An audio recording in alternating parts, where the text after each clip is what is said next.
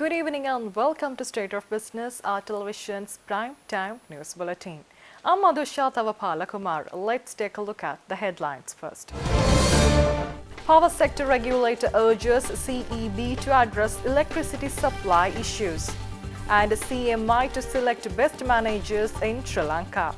Now the story is in detail. The Public Utilities Commission says the stakeholders in the electricity generation and supply should be mindful of rising demand for electricity and should work according to agreed plans.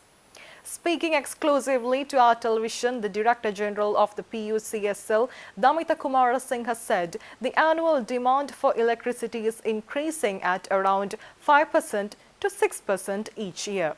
I think the most important thing right now is to look at the demand growth. We are looking at a demand growth of 5-6% over the next so many years. So we have a huge challenge in setting up these plants, because if you look at 2018 and 2019, this plan consists of about 1,100 megawatts of plants. To put it to context, we have only 4,000 megawatts right now installed, so we need to add another 25% of the existing system over the next 2 years to supply power. So that's a challenging task, and I hope CEB and other institutions will get together and implement this plan and supply the power uninterruptedly. The PUCSL DG said unexpected weather patterns have jeopardized the power supply in the country right now. He noted that the Ceylon Electricity Board should take required actions to ensure uninterrupted power supply to the consumers. Actually, now, as you are aware, we are in a little tight situation as far as the electricity supply is concerned due to the drought and various other issues. So it is of paramount importance that we implement the approved plan at the right time. So I think CEB has already taken action, the CEB board has already taken action to implement the plans that are to be implemented or commissioned within the next 5 years.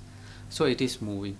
So I believe that the Ceylon Electricity Board will take necessary action to implement the plan so that the people will not have any issues in power supply in time to come. The PUCSL recently approved the 20-year least cost power generation plan of the CEB. It has removed coal from the power generation mix. Kumarasinghe said the amended power generation plan complies with the government's energy policies. Yes, actually it complies with now.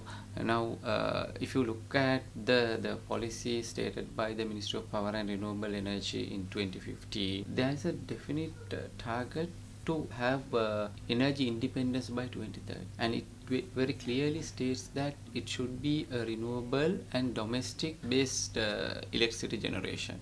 So what we are looking at is achieving that goal. So in 2019 or 2020 plan, we have already clearly stated in our decision document that we need to look at ways and means of increasing the renewable energy generation up to about 60% from the present 40% by 2030, and also to look into the possibility of using domestic gas in the electricity sector, so that at least by 2030, as per the document, as per the policy of the ministry, that we will achieve energy independence by 2030. That's where we are heading through this plan and the future plans. Let's take a look at more news after this break.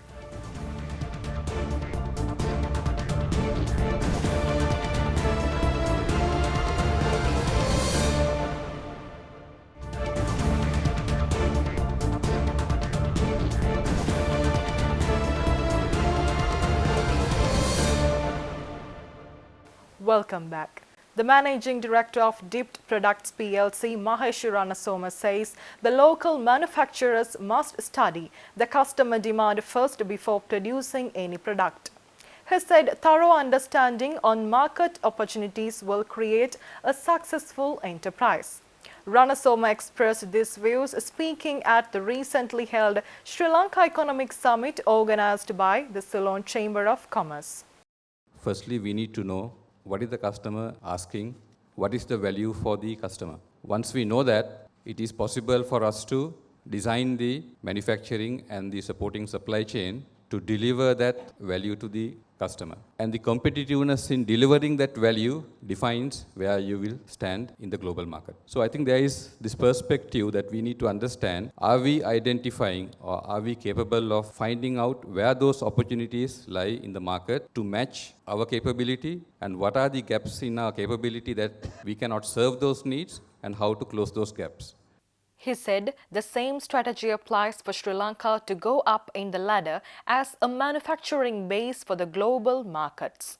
We need to be very close to the markets, very closely operating with the customers, and try and own that customer interface. That will give us all the insights needed, and then how do you design your chain of operations, supply chains, etc. And also decide whether we want to manufacture it in Sri Lanka or we have to extend that manufacturing to an offshore location, closer to the customer, depending on the best way to serve that customer need. For us to be taking Sri Lanka to the next level of competitiveness, we also need to get in front of the customer and try and see where are those opportunities for us to create value, and grab them and see whether we have the capability on our side, and if not, can we acquire that capability and then serve those needs in a competitive manner.